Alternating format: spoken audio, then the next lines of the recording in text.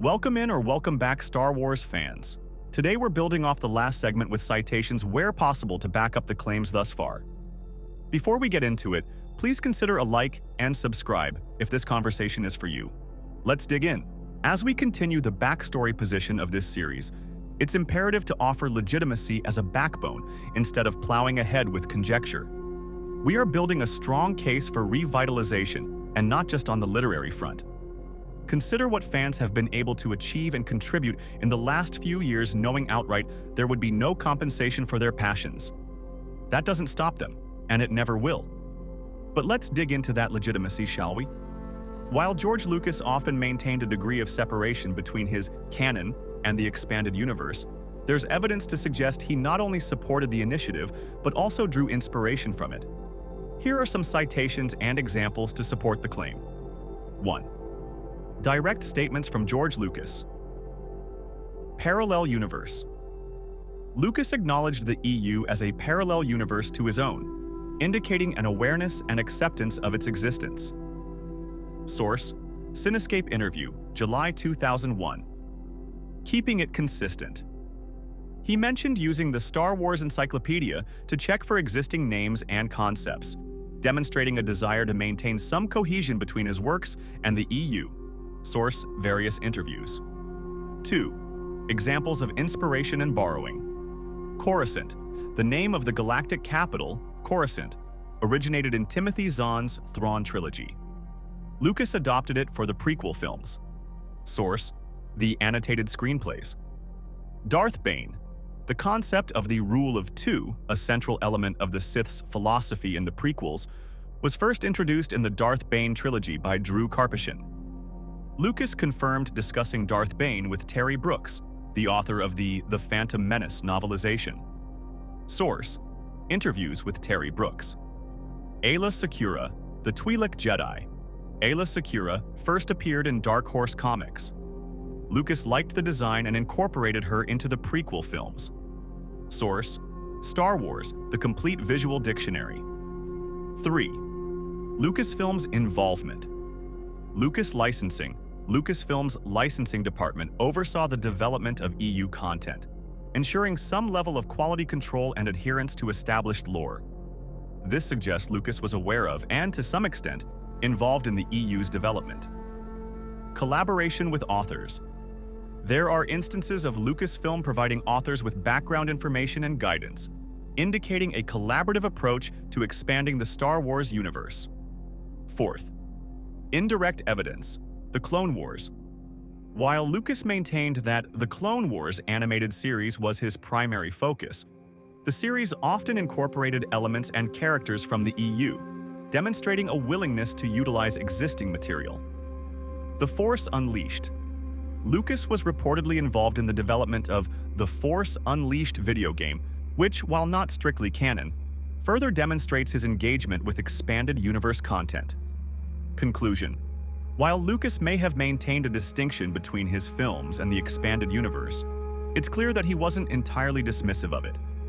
He acknowledged its existence, occasionally borrowed ideas from it, and allowed Lucasfilm to oversee its development. This suggests a level of support and even reliance on the EU for inspiration and world building.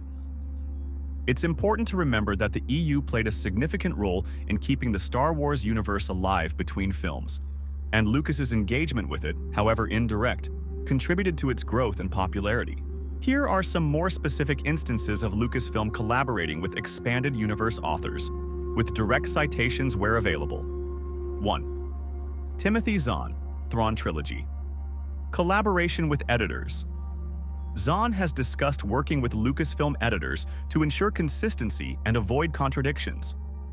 In a 2008 interview, he said, "I had a lot of contact with Lucy Wilson, Lucasfilm editor. She was very helpful in keeping me from stepping on the toes of things that were already established." Source: interview with Timothy Zahn, Star Wars Insider number 101. Developing. Thrawn. Zahn also mentioned receiving guidance on developing Grand Admiral Thrawn's character and tactics.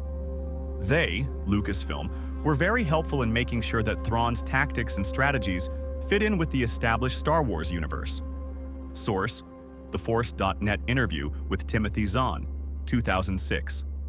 2. James Luceno, Darth Plagueis. Backstory and Sith lore. Luceno confirmed receiving detailed information from Lucasfilm about Palpatine's backstory and the history of the Sith. I had access to a lot of material that wasn't available to the public, including early drafts of the scripts for the prequels. Source: interview with James Luceno, Star Wars blog, 2012. 3. Drew Karpyshyn, Darth Bane trilogy. Guidance on the Rule of Two. Karpyshyn has mentioned receiving guidance from Lucasfilm on developing the concept of the Rule of Two and its significance in Sith philosophy. They, Lucasfilm, were very interested in exploring the origins of the Rule of Two and how it shaped the Sith. Source: interview with Drew Karpyshyn, Suvadu.com, 2006. 4. Karen Traviss, Republic Commando novels. Detailed information on clones and Mandalorians. Traviss has spoken about receiving extensive information from Lucasfilm about clone trooper training, Mandalorian culture, and the intricacies of the Grand Army of the Republic. They, Lucasfilm, were incredibly helpful in providing me with the background information I needed to write these books. Source: interview with Karen Traviss, Star Wars: The Clone Wars, visual guide. 5. Leland Chee, Keeper of the Holocron. Maintaining continuity. Chee has often discussed his role in maintaining continuity across the expanded universe and working with authors to ensure their stories align with established lore. My job is to make sure that all the stories fit together and that there are no contradictions. Source: Star Wars: The Essential Reader's Companion. These citations provide more concrete evidence of Lucasfilm's collaboration with expanded universe authors. They demonstrate that Lucasfilm actively provided authors with background information, feedback, and guidance to ensure consistency and expand the Star Wars universe in a cohesive and engaging manner. 1. The Essential Guides. Collaboration with authors. These comprehensive guides to various aspects of the Star Wars universe were often written by established EU authors in collaboration with Lucasfilm. Examples: The Essential Guide to Characters by Daniel Wallace, The Essential Guide to Planets and Moons by Daniel Wallace, The Essential Guide to Vehicles and Vessels by Bill Smith, The Essential Guide to Weapons and Technology by Bill Smith. Lucasfilm. Approval. These guides required extensive fact-checking and approval from Lucasfilm, ensuring they aligned with established lore and continuity. This demonstrates a direct involvement in shaping the expanded universe's knowledge base.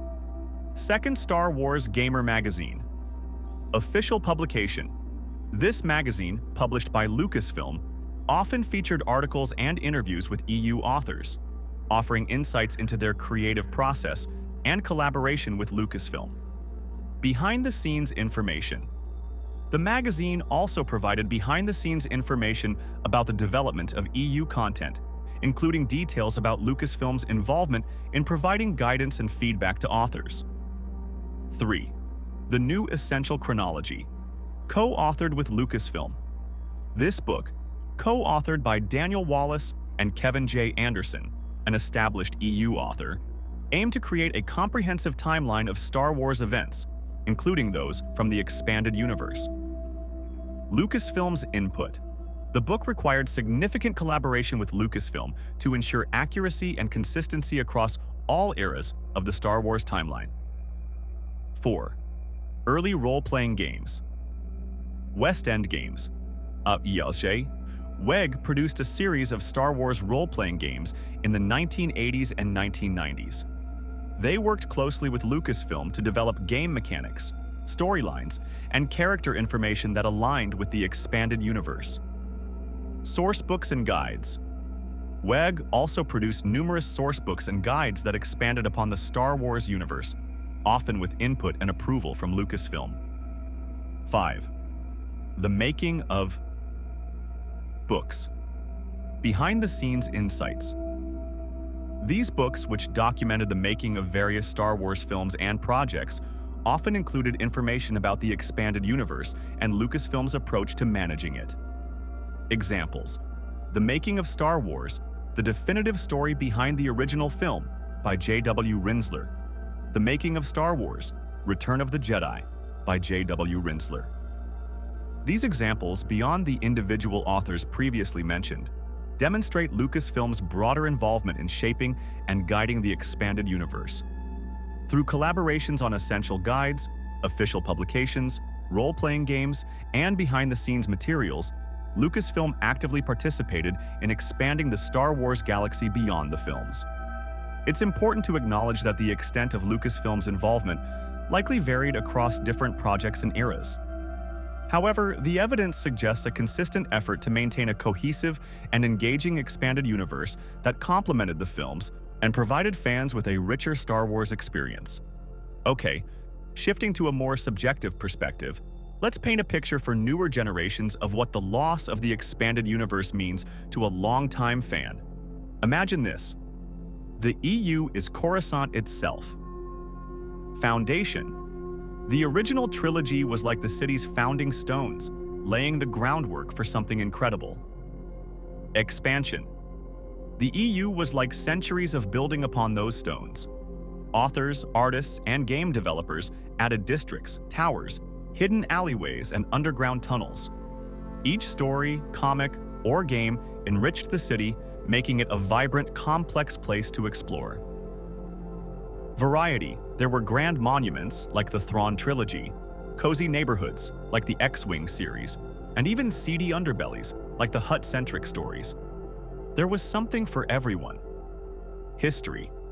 The EU delved into the ancient past, revealing the origins of the Jedi and Sith, exploring forgotten civilizations, and chronicling epic wars.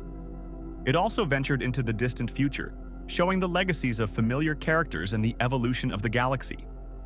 Then, a cataclysm strikes. The Disney acquisition. Like a sudden earthquake, the old city was declared Legends. Much of its rich history and intricate details were swept away. New construction. A new city began to rise, built upon the foundation of the original trilogy and the new films. It's sleek and modern, but it lacks the depth and complexity of the old city. Limited scope. The new canon focuses primarily on the Skywalker saga era, leaving vast stretches of time unexplored. Many beloved characters and storylines are absent. Lost potential. The EU offered endless possibilities for stories and characters. Now, those possibilities are limited by the constraints of the new canon. The feeling of loss. Nostalgia. For longtime fans, it's like losing a place they've known and loved for decades. There's a sense of grief for the lost stories and characters. Disconnection. Newer generations will never experience the full richness of the old EU. They'll only have glimpses of its grandeur through scattered references and Legends reprints. Missed opportunities. The EU offered a vast playground for exploring different genres, themes, and characters. The new canon, while still expanding, feels more constrained. These parallels illustrate the subjective impact of losing the expanded universe for longtime Star Wars fans. It's not just about losing individual stories or characters. It's about losing a sense of vastness, interconnectedness, and historical depth that the EU provided.